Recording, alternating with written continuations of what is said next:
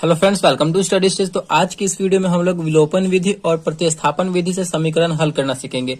यानी आपको जो है विलोपन विधि को बनाने के लिए एक अलग वीडियो नहीं देखना पड़ेगा और प्रतिस्थापन विधि से समीकरण को बनाने के लिए कोई एक अलग वीडियो देखने की जरूरत नहीं है। आप सिर्फ इसी एक वीडियो में विलोपन विधि और प्रतिस्थापन विधि से समीकरण को हल करना सीख जाएंगे। बहुत ही इंपॉर्टेंट है विलोपन विधि और प्रतिस्थापन विधि, क्योंकि आपकी 10th क्लास की एग्जाम में 100% चांस रहता है कि विलोपन विधि और प्रतिस्थापन विधि से क्वेश्चन पूछा जाता है और वो क्वेश्चन 5 नंबर का होता है। ठीक, और दोनों को बनाने के बाद लास्ट में हम ये भी जानेंगे कि विलोपन विधि और प्रतिस्थापन विधि दोनों में क्या डिफरेंस है, क्या अंतर है। ठीक, तो चलिए सबसे पहले हम इस समीकरण को जो दिया हुआ है, इस समीकरण को हम विलोपन विधि से सॉल्व करते हैं। तो ये हमारा पहला समीकरण क्या है, 3x + 4y = 10, यानी हमारा ये पहला समीकरण हो गया। और ये दूसरा समीकरण है 2x - 2y = 2, यानी हमारा ये दूसरा समीकरण हो गया। और इस समीकरण को जो है हम किस विधि से बनाएंगे, तो विलोपन विधि से बनाएंगे। तो चलिए समझते हैं कि विलोपन विधि में हमें क्या करना होता है। देखिए, विलोपन विधि में जो है आपको कोई एक पद यानी एक टर्म जो है कैंसिल करना होता है। जैसे कि यहाँ पे दो वेरिएबल दिया गया, एक x वाला है और एक y वाला है, दो वेरिएबल है। तो किसी एक वेरिएबल को आपको यहाँ से लुप्त करना रहता है। विलोपन का मतलब क्या है, विलोपन कर देना यानी छुपा देना। तो हमें यहाँ से कैंसिल करना रहता है किसी एक वेरिएबल को, या आप x को कीजिए या फिर y को कीजिए। ठीक, कैंसिल आउट करना होता है। तो हम कैसे करेंगे, यहाँ पे 3x है, नीचे में 2x है, इसमें y वाले में 4y है और नीचे में 2y है। तो हमें कैंसिल आउट करने के लिए एक मतलब समीकरण जो वेरिएबल है वो सेम होना चाहिए। यानी यहाँ पे 3x है तो यहाँ भी 3x होना चाहिए कैंसिल करने के लिए। अगर इसमें 4y है, इसको कैंसिल करना y वाले को, तो यहाँ 4y है ना, तो यहाँ भी हमें 4y करना होगा। मतलब इस टाइप से हमें करना है। तो आप x और y दोनों में से किसी एक वेरिएबल को कैंसिल कर सकते हैं। तो चलिए हम यहाँ पे x वाले टर्म को कैंसिल करते हैं। देखिए यहाँ पे 3x है, यहाँ पे 2x, दोनों तो सेम है नहीं। तो हमें सेम करने के लिए क्या करना होगा कि जो ये वाला नंबर है इसको हम ऊपर में गुना कर देंगे और इसी नंबर से हम नीचे में गुना कर देंगे, तो दोनों सेम हो जाएगा। 3 से हम नीचे वाले पूरी समीकरण 2 में करेंगे तो 3 दूना 6x हो जाएगा, फिर पूरे में हो जाएगा। फिर 2 से करेंगे तो 3 में करेंगे तो 2 3 6, यानी हमारा ये यहाँ पे सेम हो जा रहा है। तो कैसे कर देंगे, इस 2 से हम समीकरण 1 में 2 से गुना कर देंगे और समीकरण 2 में हम 3 से गुना कर देंगे।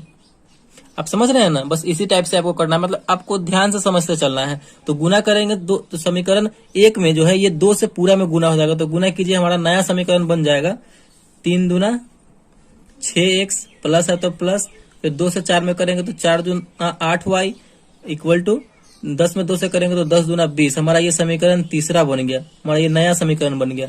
फिर 3 से इस पूरी समीकरण में होगा तो 3 दूना 6x माइनस है तो माइनस, फिर 3 में 2 से करेंगे 3 दूना 6y, फिर = 3 में 2 से करेंगे तो 3 दूना 6। ये हमारा चौथा समीकरण हो गया, नया समीकरण बन गया। अब हम यहाँ पे देखिए एक टर्म बिल्कुल सेम हो गया, यानी वेरिएबल सेम है। 6x ऊपर भी है और 6x नीचे भी है, तो दोनों यहाँ पे कैंसिल हो जाएगा। तो चलिए यहाँ पे हम कैंसिल करते हैं।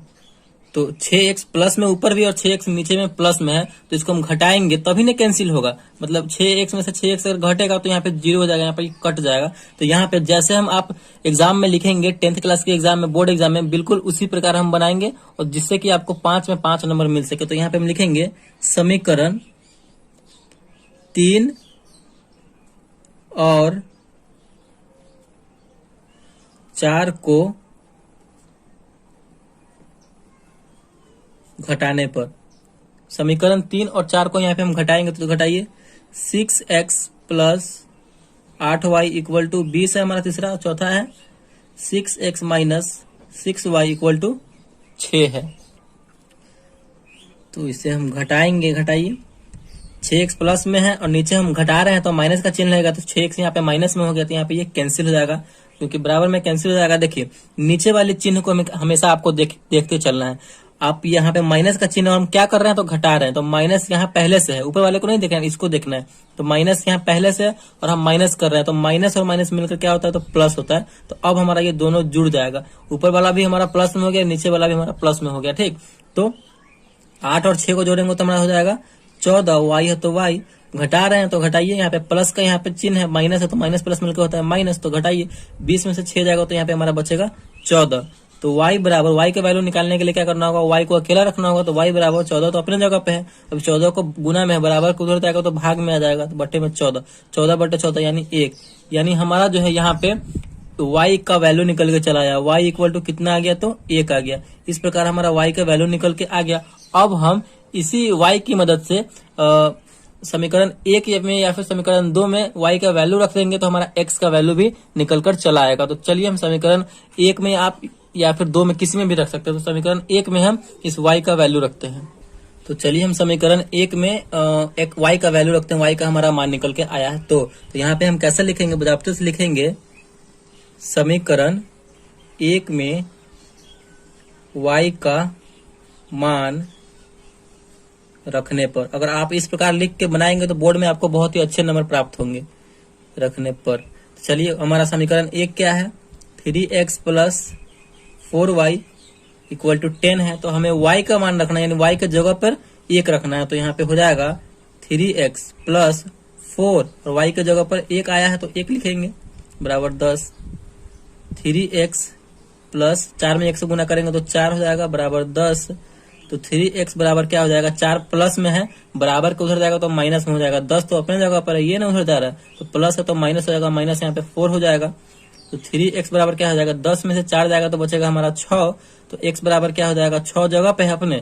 अब 3x को हम उधर भेज रहे हैं, यानी गुना में है, बराबर को हो जाएगा तो भाग में आ जाएगा, यानी 6/2। ये कटेगा तो कितनी बार में यहाँ पे, सॉरी 6/3 है, 3 है यहाँ पे, तो 3 आ जाएगा। तो 3 दूना 6 यानी 2, यानी हमारा फाइनली जो है x का मान आ गया 2, y का मान आ गया 1। तो विलोपन विधि से जो है फाइनली हमारा आंसर कितना आ चुका है, तो x बराबर 2 और y बराबर 1 हमारा फाइनल आंसर आ चुका है यहाँ पे। तो आई होप आपको विलोपन विधि बहुत अच्छे तरीके से समझ में आ गया होगा। तो हमें विलोपन विधि में करना क्या होता है कि आपको एक टर्म को, यानी एक वेरिएबल को आप x को कैंसिल आउट कर सकते हैं या फिर y को कैंसिल आउट कर सकते हैं। अगर हमें y को करना होता तो यहाँ पे हम क्या करते हैं कि इसमें y वाले में, ऊपर वाले में 2 से गुना कर देते तो ये मिलकर हो जाता 4 दूना 8, और नीचे वाले समीकरण 2 में हम 4 से गुना कर देते, तो 2 में 4 से करते तो 8, हमारा ये दोनों बराबर हो जाता 8 8। तो इसको हम कैंसिल आउट कर सकते थे। आप x को कर सकते हैं या फिर y को कर सकते हैं। तो यही करना होता है हमें विलोपन विधि, यानी एक को विलुप्त करना होता है, छुपाना होता है। इसका नाम एलिमिनेशन मेथड है या फिर लुप्तीकरण विधि भी है। तो आई होप आपको विलोपन विधि से समीकरण को सॉल्व करना आ गया होगा। चलिए अब हम समझते हैं यहाँ पे प्रतिस्थापन विधि से समीकरण को हल करना। तो इसी क्वेश्चन को जो है हम प्रतिस्थापन विधि से सॉल्व करेंगे। 3x प्लस 4y बराबर 10 और 2x माइनस 2y बराबर 2। तो इसी समीकरण को हम प्रतिस्थापन विधि से सॉल्व करके देखते हैं कि हमारा वो वैल्यू सेम आता है कि नहीं x और y का। तो चलिए सॉल्व करते हैं। तो हमारा पे वही समीकरण है जिस समीकरण से हमने विलोपन विधि से सॉल्व किया है इसको। तो चलिए इसी समीकरण को प्रतिस्थापन विधि से सॉल्व करते हैं। 3x प्लस 4y बराबर 10 यानी समीकरण 1 हो गया। 2x माइनस 2y बराबर 2 यानी हमारा समीकरण 2 हो गया। तो विलोपन विधि में हमारा क्या था कि एक पद को हमें कैंसिल आउट करना होता था, यानी छुपाना होता था, ठीक। लेकिन प्रतिस्थापन विधि में वैसा नहीं है। प्रतिस्थापन विधि में क्या है कि हमें कोई एक पद, यानी कोई एक वेरिएबल का जो मान निकाल करके उस दूसरे वाले इक्वेशन में रखना है। जैसे कि अगर हम इस समीकरण 1 का जो है x का वैल्यू निकालते हैं तो इसी x के वैल्यू को हमें समीकरण 2 में प्रतिस्थापित करना है। वही हमारा प्रतिस्थापन विधि हुआ, ठीक। अगर आप y का निकालते हैं समीकरण 1 की मदद से तो इसी y का वैल्यू जो है जो निकाल के आएगा वही हमें समीकरण 2 में प्रतिस्थापित करना यानी रखना है। वही हमारा प्रतिस्थापन विधि हो गया। इंग्लिश में अगर हम बात करें तो इसे सब्स्टिट्यूशन मेथड हम कहते हैं। तो चलिए हम प्रतिस्थापन विधि से इस समीकरण को भी समझते हैं। तो चलिए आप जो है किसी एक का वैल्यू निकाल सकते हैं, x का या फिर y का। तो चलिए हम x का ही निकालते हैं। तो यहाँ पे हम समीकरण 1 को ले रहे हैं तो यहाँ पे हम क्या लिखेंगे, समीकरण 1 से समीकरण 1 को लिए हैं। तो समीकरण 1 क्या है हमारा, 3x plus 4y equal to 10 है। अब इसी में से हम x का वैल्यू निकाल रहे हैं तो क्या करना होगा, हमें इस टर्म को अकेला छोड़ना होगा। तो 3x बराबर क्या हो जाएगा, हम 4y को उधर भेज रहे हैं तो 10 तो अपने जगह पे है, हम उसको भेज रहे हैं उधर। तो ये प्लस में है, उधर जाएगा तो माइनस में हो जाएगा 10 माइनस 4y। तो x का वैल्यू निकालने के लिए x को अकेला रखना होगा। तो 3 गुना में है, बराबर को उधर जाएगा तो भाग में हो जाएगा। तो हो जाएगा हमारा 10 माइनस 4y बटे में 3 आ जाएगा, ठीक। अब हमारा यहाँ पे x का वैल्यू यहाँ पे ये निकल के चला आया। अब इसी x के वैल्यू को हम समीकरण 2 में x के जगह पर पुट कर देंगे। तो हमें क्या लिखना होगा आगे, तो हमें यहाँ पे लिखना होगा समीकरण 2 में x का मान रखने पर। समीकरण 2 में हम इस x का मान रखेंगे। तो चलिए समीकरण 2 हमारा क्या है, 2x minus 2y equal to 2 है। अब इसी x के जगह पे हम ये वाला वैल्यू रखेंगे, ठीक, ये वाला मान रखेंगे। तो रखिए यहाँ पे हम रखेंगे तो क्या हो जाएगा, 2x के जगह पर रखेंगे, ये हमारा 10 माइनस 4y बटे में 3 माइनस 2y बराबर 2। इसे हम सॉल्व कर देंगे तो यहाँ पे हमारा सिर्फ एक y वाला टर्म बच रहा है, तो हमारा y का वैल्यू यहाँ से निकल के चला आएगा। ठीक, इसी प्रकार आपको करना है, बस आप समझते चलिए कि किस टाइप से बन रहा है, किस तरीके से ये बन रहा है। ठीक, तो चलिए गुना कीजिए, यानी इस 2 से हम इस पूरे वाले में ऊपर वाले में गुना हो जाएगा, तो 10 में 2 से करेंगे तो 10 दूना 20 माइनस 4 दूना 8y बटे में 3 माइनस 2y बराबर 2। इस 2y के नीचे कुछ भी नहीं है, तो इसका मतलब क्या 1 है, तो हम 3 और 1 का एलसीएम लेंगे तो हमारा कितना होगा, 3 और 1 का एलसीएम तो 3 ही होगा। तो 3 1 का एलसीएम हो जाएगा हमारा 3, 3 से 3 कैंसिल हो जाएगा एक बार में, तो 20 माइनस 3 से 3 एक बार में कैंसिल होगा तो 8 कम 8 यानी 8y माइनस 3 दूना 6y बराबर 2। चलिए ये आपको समझ में आया, तो नहीं आया होगा तो कमेंट में बताइएगा, हम आपको कमेंट का रिप्लाई करके बता देंगे। चलिए यहाँ पे देखिए अब 20 माइनस 8y और माइनस 6y, तो माइनस 8y और माइनस 6y मिलकर कितना हो जाएगा, तो माइनस 14 हो जाएगा कि 8 और 14, और y है तो y, माइनस में था तो माइनस में लगा देंगे, बटे में 3 है तो 3 बराबर 2। ठीक, उसके बाद क्या होगा, उसके बाद देखिए इस 3 को हम उधर भेज देंगे, क्योंकि ये भाग में है, बराबर को उधर जाएगा तो गुना में हो जाएगा, तो 20 माइनस 14 y बराबर 2, और भाग में है, बराबर को हो जाएगा तो गुना में, तो 3 गुना हो जाएगा 6। तो यहाँ पे हम y का वैल्यू अब आराम से निकाल लेंगे, तो माइनस 14 y बराबर, इस संख्या वाले को संख्या वाले के साथ रखेंगे तो 20 इधर है, प्लस में है, बराबर को हो जाएगा तो माइनस में 6 अपने जगह पे है तो माइनस 20 हो जाएगा। तो यहाँ पे देखिए माइनस 14y बराबर क्या हो जाएगा, माइनस 14, क्योंकि 6 में से 20 घटे, कम में से ज्यादा घट रहा है, तो यहाँ पे माइनस में आंसर आएगा। तो माइनस इधर भी है, माइनस इधर भी है, बराबर के दोनों ओर माइनस है, तो माइनस माइनस कैंसिल हो जाएगा। तो यहाँ से हमारा y का वैल्यू निकल के चला आएगा, y बराबर, y का वैल्यू निकालने के लिए y को अकेला रखना होगा, तो 14y है, तो y बराबर क्या हो जाएगा, 14 तो अपने जगह पे, इस 14 गुना में लगा हुआ है, बराबर के हो जाएगा तो भाग में हो जाएगा, 14 बटे 14 कितनी बार में कटेगा, 14 से भाग देंगे तो एक बार में कटेगा। तो यहाँ पे हमारा फाइनली जो है y का मान निकल के चला आया। तो y का मान जैसे ही निकल के आया है तो हम समीकरण 1 में, 2 में या फिर किसी में भी रख देंगे तो हमारा x का मान भी निकल के चला आएगा। ठीक, तो यहीं पे आपको सॉल्यूशन उसका बना के दे रहे हैं। समीकरण 1 में यहाँ पे लिख सकते हैं आप, समीकरण 1 में y का मान रखने पर, तो समीकरण 1 में हम y का मान रखें, समीकरण 1 है हमारा 3x प्लस 4y बराबर 10। आप किसी में भी रख सकते हैं, 1 में भी रख सकते हैं, 2 में भी रख सकते हैं। तो चलिए 3x प्लस 4, y की जगह पे क्या रखेंगे, 1 रखेंगे, क्योंकि y का मान हमारा 1 आया है, इक्वल टू 10।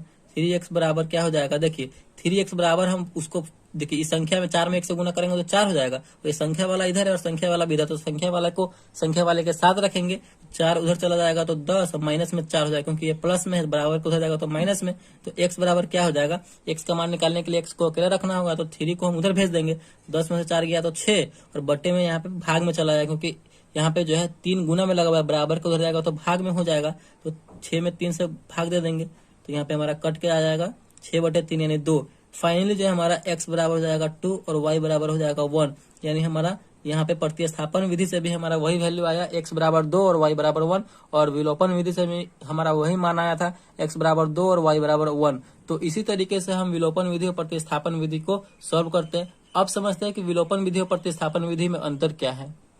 देखिए विलोपन विधि में क्या करना होता है कि विलोपन विधि में हमें एक पद को, यानी एक वेरिएबल को आपको विलुप्त करना रहता है, यानी छुपाना रहता है। विलोपन विधि का मतलब ही वही है, यानी एलिमिनेशन मेथड, यानी हम आप एक्स को कट कर दीजिए या फिर वाई को कट कर दीजिए, जो आपको मतलब, लेकिन दोनों सेम होना चाहिए। ठीक, और प्रतिस्थापन विधि में क्या होता है कि आपको किसी एक का वैल्यू निकाल करके, किसी एक या टर्म का यानी एक्स का या फिर वाई का वैल्यू निकाल करके दूसरे समीकरण में प्रतिस्थापित करना, यानी उसका मान रखना, वही हमारा प्रतिस्थापन विधि हुआ। विलोपन विधि में आपको छुपाना है और प्रतिस्थापन विधि में आपको उसका मान उठा करके दूसरे समीकरण में प्रतिस्थापित करना है। बस यही डिफरेंस है प्रतिस्थापन विधि और विलोपन विधि में। एकदम 110% एग्जाम में पूछा ही जाता है, तो दोनों को अच्छे तरीके से आप समझ लीजिए। तो आई होप वीडियो आपको बहुत अच्छे तरीके से समझ में आ गया होगा और विलोपन विधि और प्रतिस्थापन विधि से समीकरण को हल करना सीख गए होंगे। तो वीडियो अगर आपको अच्छा लगा और पसंद आया तो प्लीज वीडियो को एक लाइक कीजिएगा, और चैनल पर नया है तो चैनल को सब्सक्राइब जरूर कीजिएगा।